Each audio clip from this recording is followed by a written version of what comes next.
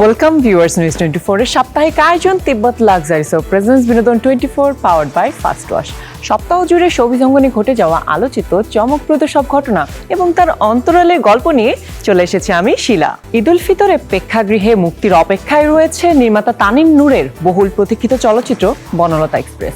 নন্দিত কথা সাহিত্যিক হুমায়ুন আহমেদের জনপ্রিয় গল্প কিছুক্ষণের অবলম্বনে নির্মিত হয়েছে সিনেমাটি।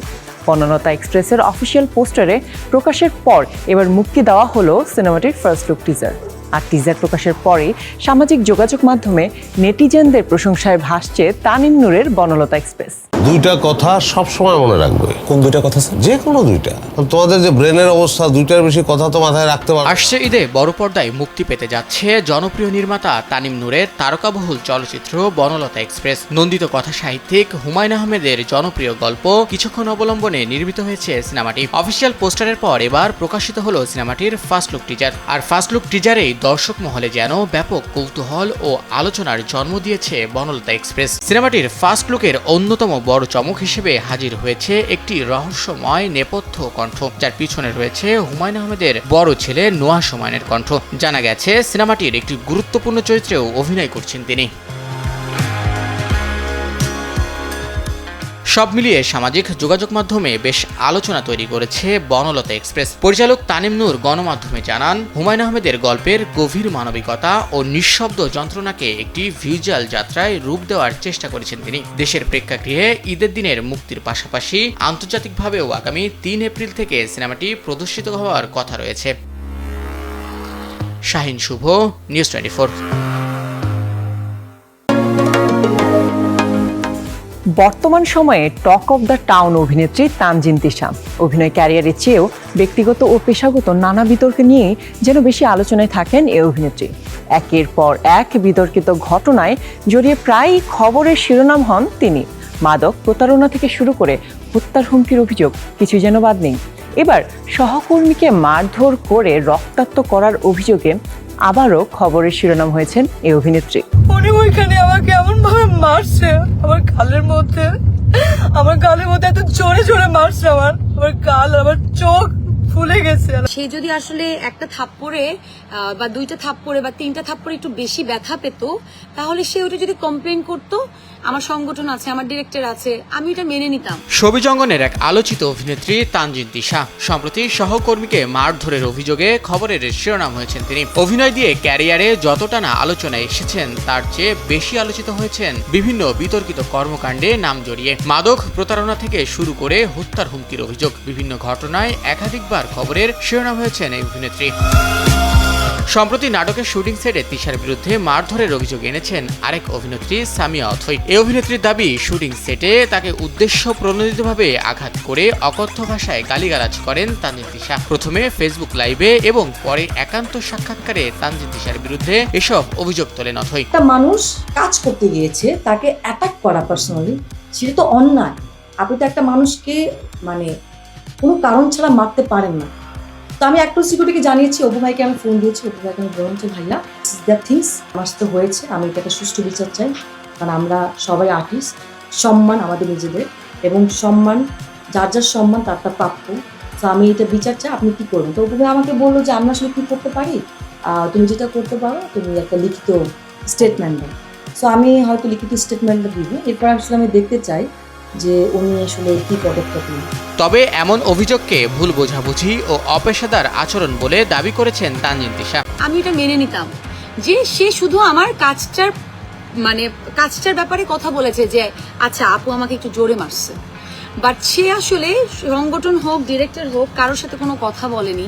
সে ডিরেক্ট চলে গেছে লাইভে গিয়ে পুরো বিশ্বকে জানালো। তবে একের পর এক অভিযোগ উঠলেও এখন পর্যন্ত এইসব ঘটনার তেমন কোনো দৃশ্যমান আইনি পদক্ষেপ দেখা যায়নি। নতুন এই বিতর্ক শেষ পর্যন্ত কোন দিকে মোড় নেয়, সেদিকেই নজর এখন শোবিজ অঙ্গনের সংশ্লিষ্টদের। শাহিন শুভ, নিউজ 24। ভিউয়ার্স দেখছেন তিব্বত লাক্সারিস ও প্রেজেন্স বিনোদন 24 পাওয়ার্ড বাই ফার্স্ট ওয়াশ। নিচ্ছি একটা ব্রেক, ফিরছি আরো শোবিজ আপডেট নিয়ে। ওয়েলকাম ব্যাক ভিউয়ার্স, দেখছেন তিব্বত লাক্সারিস ও প্রেজেন্স বিনোদন 24 পাওয়ার্ড বাই ফার্স্ট ওয়াশ। চলুন দেখে নিই শোবিজ দুনিয়ার আরো কিছু আপডেট। আসন্ন ঈদকে ঘিরে দর্শকদের জন্য নতুন একটি রোমান্টিক কমেডি নাটক নিয়ে হাজির হচ্ছেন জনপ্রিয় নির্মাতা সকাল আহমেদ। নাটকটির নাম চান মিয়ার সুন্দরী বউ। নাটকটির নাম ভূমিকায় অভিনয় করছেন জনপ্রিয় অভিনেতা মোশাররফ করিম। আর তার সুন্দরী বউয়ের চরিত্রে দেখা যাবে সময়ের জনপ্রিয় অভিনেত্রী জান্নাতুল সুমাইয়া হিমিকে। সম্প্রতি পুবাইলে শেষ হয়েছে নাটকটির দৃশ্য ধারণের কাজ। দিনের দুনিয়া ভাইয়া রে কান্দা কোনো লাভ নাই রে ভাইয়া।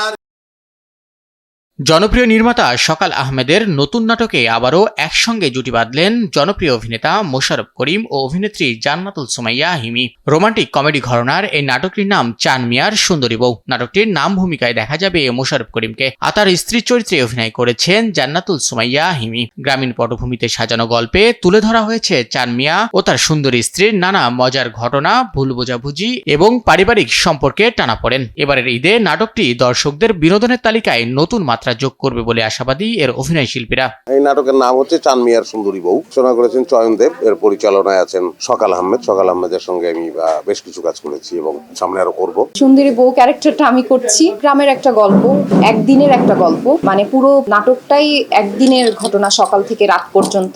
সো শুটিং করতে বেশ আনন্দ লাগছে, খুব একটা কস্টিউম চেঞ্জ নেই। আর এই তো শুটিং হচ্ছে, এখন একটু পরে বিয়ের সিন বা এই সিনগুলো আছে। সুন্দর ঈদের নাটক, যেহেতু একটু কমেডি গল্প, মেয়েটির বিয়ে নিয়ে পুরো গল্পটা, সুন্দরী একটি মেয়ের বিয়ে নিয়ে গল্প। এটা নিয়ে কিছু ছোট ছোট মজার কিছু ঘটনা দিয়ে গল্পটা সাজানো হয়েছে। আশা করি আপনাদের ভালো লাগবে।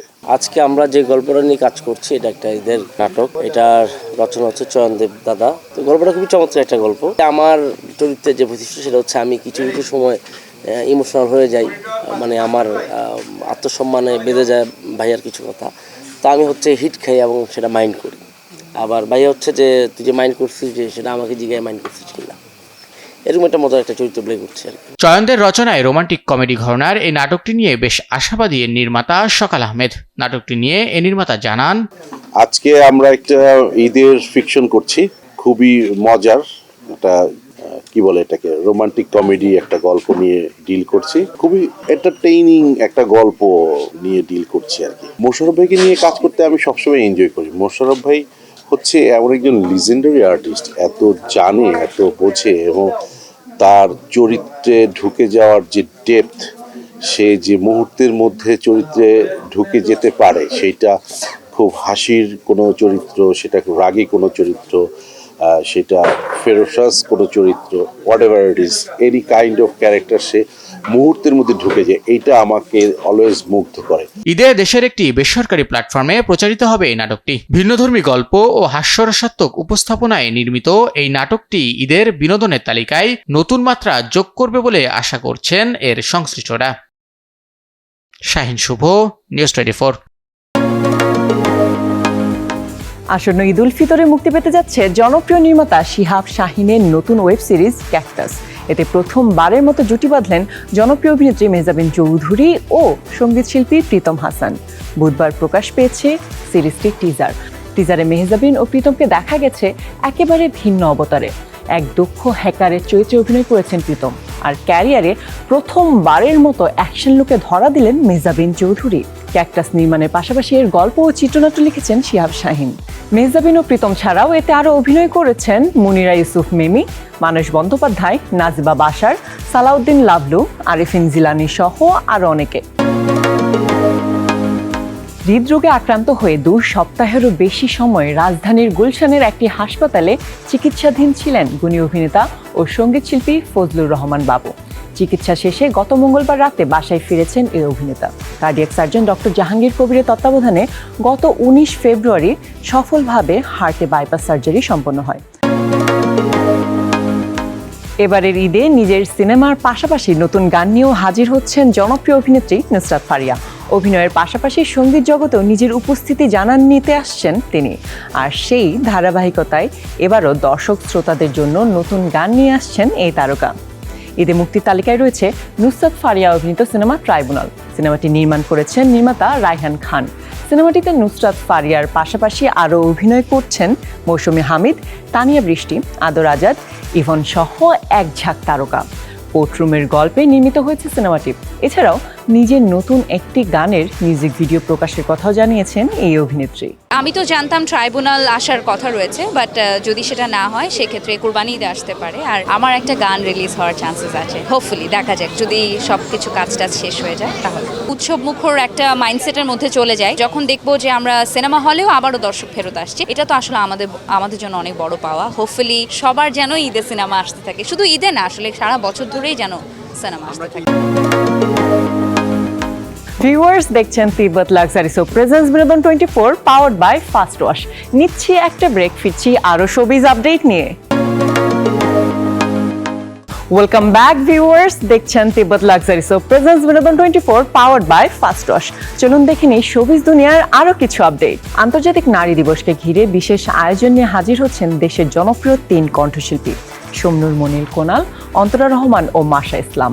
8 মার্চ উপলক্ষে তারা গেয়েছে নতুন গান নারী যাইবাড়ি। শহীদ মাহমুদ জঙ্গির কথা পিলু খানের সুরে গানটির সঙ্গীতায়োজনে করেছেন মীর মাসুম। 8 মার্চ নারী দিবসে গানটি প্রকাশ করবে আজব রেকর্ডস। গানটির অ্যানিমেশন ভিডিও নির্মাণ করেছেন মীর হিসাম ও সারাফ চিশতি। গানটি নিয়ে শহীদ মাহমুদ জঙ্গি বলেন, নারীরা আজীবন তাদের নিজেদের ঘর খুঁজে বেড়ায়, কখনো বাবার ঘর, কখনো স্বামীর ঘর, কখনো পুত্রের ঘর। তার নিজের ঘর কি সে কখনো খুঁজে পায়? চিরন্তন এই প্রশ্ন আর সামাজিক সেই বাস্তবতা ও আবেগের গল্পকে ঘিরেই তৈরি করা হয়েছে এই গানটি। দেশের সাংস্কৃতিক অঙ্গনে গৌরবোজ্জ্বল অবদানের স্বীকৃতি হিসেবে এবছর স্বাধীনতা পুরস্কার পাচ্ছেন জনপ্রিয় ম্যাগাজিন, অনুষ্ঠান ইত্যাদির উপস্থাপক ও টেলিভিশন ব্যক্তিত্ব হানিফ সংকেত। গণপ্রজাতন্ত্রী বাংলাদেশ সরকার তাকে এই সর্বোচ্চ রাষ্ট্রীয় সম্মাননায় ভূষিত করার ঘোষণা দিয়েছে। বৃহস্পতিবার সচিবালয়ে অনুষ্ঠিত মন্ত্রিসভার বৈঠকে এই সিদ্ধান্ত নেওয়া হয়। দর্শক, এবার আসি বলিউড প্রসঙ্গে। দক্ষিণ ভারতীয় সিনেমার 2 জনপ্রিয় তারকা বিজয় দেবরাকোন্ডা ও রাশ্মিকা মান্দানার বিয়েকে ঘিরে ভক্তদের উচ্ছ্বাস ছিল চোখে পড়ার মতো। আর সেই বিয়ের আয়োজন যেন রূপ নিয়েছিল তারকাদের মিলন মেলায়। বলিউড থেকে টলিউড বিভিন্ন অঙ্গনে তারকাদের উপস্থিতিতে জমে ওঠে বিজয় রাশ্মিকার বিয়ের আসর।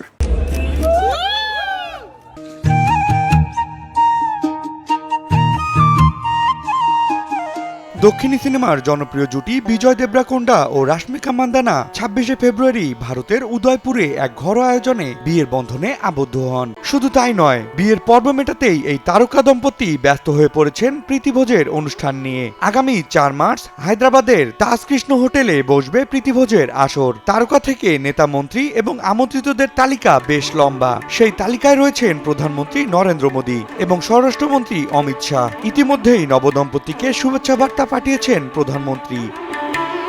Ahsan Habib Rocky, news 24।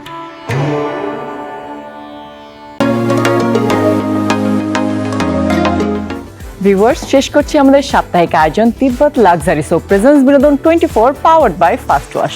Showbiz অঙ্গনের আলোচিত সব ঘটনা ও তার অন্তরালের গল্প জানতে দেখতে থাকুন বিনোদন 24। দেখা হবে আগামী সপ্তাহে নতুন আয়োজনে। Stay tuned, news 24।